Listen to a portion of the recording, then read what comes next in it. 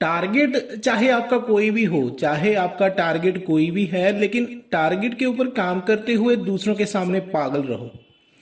बहुत से लोग क्या करते हैं, जब वो किसी टारगेट के पीछे होते हैं, जब वो अपने टारगेट को फॉलो कर रहे होते हैं, अपने टारगेट में कामयाब होने के लिए वो उसमें मेहनत कर रहे होते हैं, नई नई खोजें कर रहे होते हैं या फिर कुछ भी कर रहे होते हैं, तो वो अपने दोस्तों को या फिर किसी को भी ऐसे ही उसके बारे में बता देते हैं।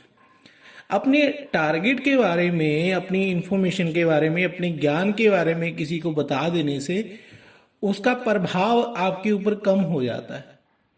ये एक मानसिक साइकोलॉजिकल पॉइंट है। अगर आप अपने टारगेट्स के बारे में, अपने रहस्यों के बारे में दूसरों को बता देंगे तो उन रहस्यों का प्रभाव आपके ऊपर कम हो जाएगा। आपका दिमाग उस तरफ दोबारा उतनी क्षमता से नहीं सोचेगा जितना आप पहले सोच रहे थे। एक और प्रॉब्लम होती है, बहुत से लोग क्या करते हैं, वो कामयाब होने के बाद अक्सर बड़ी कामयाबी के लिए हाथ पैर मारने लगते हैं, जल्दी वो हिट होना चाहते हैं। जैसे मान लीजिए अगर संगीत इंडस्ट्री है, म्यूजिक इंडस्ट्री है, उसमें अगर कोई नया उठा कलाकार जल्दी मशहूर हो जाए, उसके एक दो संगीत, एक दो गीत अच्छे चल जाएं, तो फिर नए नए प्रोड्यूसर उसको खरीदने की कोशिश करते हैं, नए नए गीतकार उसे खरीदने की कोशिश करते हैं। हर कोई कहता है कि भाई मेरा गीत गा लो, हर कोई कुछ कहता है, कोई कुछ। तो वो सिंगर मजबूरी में वो गीत गा तो देता है, लेकिन धीरे धीरे जो जनता होती है, जो उसके फैंस होते हैं, जो उसके फॉलोअर होते हैं, वो उसको अपने दिल से उतार देते हैं, क्योंकि उसकी जो कला होती है वो फिर निखरना बंद हो जाती है। जब तुम कामयाब हो जाते हो किसी भी चीज में, जब तुम कामयाब हो जाते हो तो लोगों को कम नजर आओ। अगर आपका कोई गीत अच्छा चल गया है तो लोगों को पहले सुन लेने दो, उसका एहसास खत्म हो लेने दो, उनका इंटरेस्ट अपने आप में बढ़ लेने दो, उनकी दिलचस्पी अपने आप में बढ़ लेने दो, तब दूसरे टारगेट के ऊपर काम शुरू करो। बहुत से सिंगर, बहुत से बॉलीवुड एक्टर इसलिए फेल हो जाते हैं क्योंकि वो जल्दबाजी करना शुरू कर देते हैं। उनको लगता है मैं एक बार कामयाब हो गया तो बस अब मेरी लाइफ सेट है, आगे भी मैं कामयाब ही होऊंगा। लेकिन ऐसा नहीं होता, आम जनता ऐसे नहीं सोचती। तो इसीलिए जो तुम्हारे टारगेट होते हैं उनको लोगों से छुपा कर रखो, लोगों के सामने पागल बनकर रहो, लोगों को ये दिखाओ कि तुम अपनी जिंदगी में कुछ भी नहीं कर रहे, तुम फ्री हो। लेकिन जब तुम अपने बंद कमरों में बैठे होते हो तो मेहनत करो, अपने टारगेट के ऊपर मेहनत करो। बहुत से लोग, जब किसी को कहा जाता है, या फिर बहुत से लोग जो मोटिवेशनल स्पीकर्स को सुनते हैं, मैं ये नहीं कहता कि मोटिवेशनल स्पीकर्स को नहीं सुनना चाहिए, अगर तुम्हें वो अच्छे लगते हैं तो ज़रूर सुनो। अगर तुम्हें उनमें से कोई पॉजिटिविटी मिलती है या कोई अच्छा विचार मिलता है तो उनको सुनना चाहिए। अक्सर वो कहते हैं कि कुछ नया करो। कुछ नया करने का मतलब क्या होता है, ज़्यादातर लोग समझ नहीं पाते, ज़्यादातर बच्चे ये समझ नहीं पाते कि कुछ नया करो का क्या मतलब हुआ।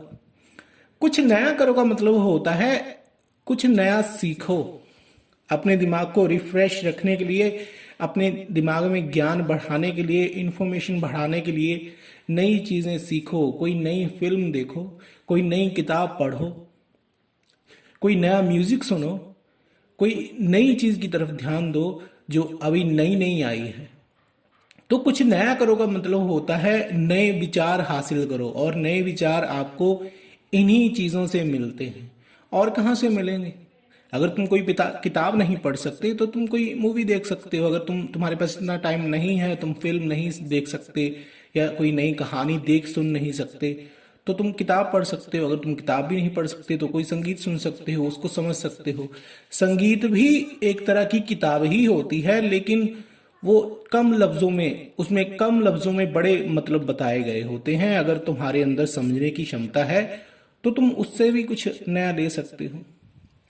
और एक बात याद रखना, महान विचार जल्दी चोरी होते हैं, बजाय सिंपल विचारों के महान विचार जल्दी चोरी होते हैं। अगर आपके पास कोई बहुत अच्छा विचार है, आपने खुद उसके ऊपर काम भी नहीं किया है, लेकिन आप उसको दूसरों को बता देते हो, तो फिर वो वेस्ट हो जाएगा। ठीक है, अगर आपके पास बहुत अच्छा कोई विचार है, महान विचार है, जो आपकी और दूसरों की सोच को बदल सकता है, तो जब तक आप खुद उसके ऊपर काम नहीं करते तब तक उसे अपने पास ही रखो, दूसरों को मत बताओ। ऐसा करने से एक तो उस विचार की महानता खत्म हो जाएगी और दूसरा वो आपके काम भी नहीं आएगा। तो विचार बड़ी कीमती चीज होते हैं, इनको संभाल कर रखना चाहिए, नहीं तो ये आपके पास से उड़ जाएंगे। ठीक है, तो विचारों की बेइज्जती नहीं करनी चाहिए।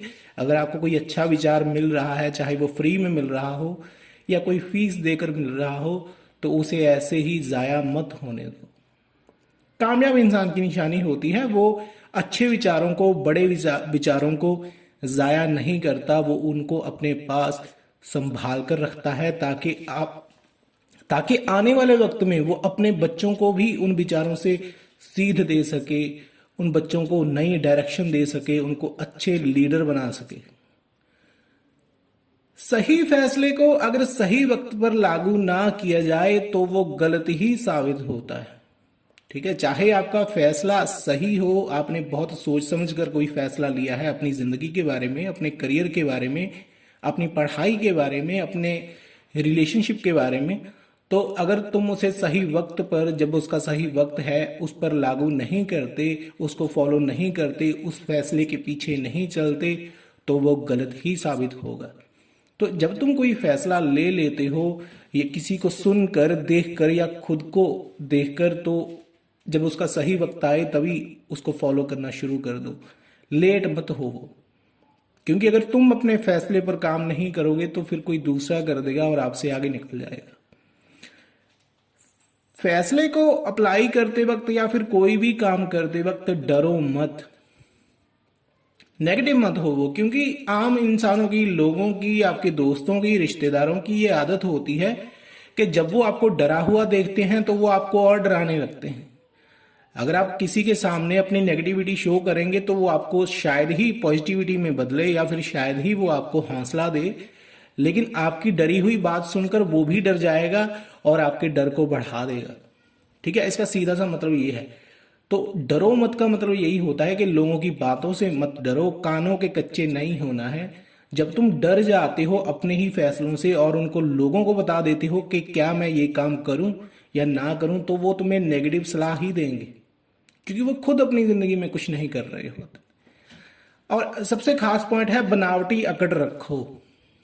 अकड़ कभी ओरिजिनल नहीं होती। जो ओरिजिनल अकड़, जिसे लोग, जो एक तो इंसान वो होता है जिसके नेचर में अकड़ होती है, ठीक है, वो अपनी जिंदगी में कुछ भी नहीं कर पाता। और कुछ इंसान ऐसे होते हैं जो अपने काम में, अपने बिजनेस में, अपनी पढ़ाई में, अपने रिश्तों में बहुत कामयाब होते हैं, लेकिन वो जानबूझकर थोड़े एटीट्यूड में रहते हैं, अकड़ में रहते हैं।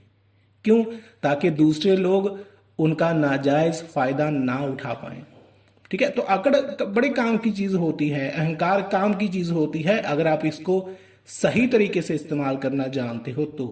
अगर आप इसको इस्तेमाल नहीं करना चाहते या अगर आप इसको इस्तेमाल करना जानते ही नहीं हो, फिर तो आपको अकड़ बुरी लगेगी। आप दूसरों को भी ये कहोगे कि अकड़ अच्छी चीज नहीं होती या फिर अहंकार अच्छी चीज नहीं होती। लेकिन अगर आपको इसकी अहमियत पता है तो फिर आप इसको इस्तेमाल कर सकते हैं। बड़े बड़े कामयाब लोग अकड़ कर घूमते हैं अपने एम्प्लॉय के सामने, है ना? क्यों? बहुत, या फिर जो बहुत बड़े बड़े बॉलीवुड स्टार होते हैं, जब कोई इंटरव्यू लेने वाला उनका इंटरव्यू लेता है या फिर कोई प्रेस रिपोर्टर उनसे कोई नई न्यूज़ जानना चाहता है उनकी फिल्मों के बारे में या किसी भी चीज़ के बारे में, उनकी लाइफ के बारे में, तो वो उनकी थोड़ी सी बेइज्जती कर देते हैं ताकि अगली बार वो ऐसी गलती ना करे। वो उनकी बेइज्जती इसलिए करते हैं ताकि वो उनसे दूर रहें। वो अकड़ वो एटीट्यूड कोई ज्यादा खास एटीट्यूड नहीं होता, वो सिर्फ एक तरीका होता है ताकि गंदे लोगों को, बुरे लोगों को खुद से दूर रखा जाए। ठीक है, अगर आपके दोस्तों में से कोई ऐसा है जो आपके लिए हुए फैसलों में गड़बड़ कर सकता है या फिर कोई आपको नेगेटिव कर सकता है, तो उसके सामने अपना एटीट्यूड रखो, अकड़ दिखाओ, थोड़ा अकड़ कर रहो, अकड़ कर चलो, अकड़ कर बोलो, अपनी बात की खासियत को दिखाओ, अपने लहजे में थोड़ा एटीट्यूड रखो। चाहे वो बनावटी ही हो, लेकिन एटीट्यूड रखना चाहिए, होना चाहिए। अकड़ थोड़ी सी होनी चाहिए इंसान में, थोड़ा सा अहंकार होना बड़ा जरूरी है। क्योंकि ये थोड़ा सा अहंकार ही आपको आने वाली जिंदगी में गिरने से बचाता रहता है। ठीक है।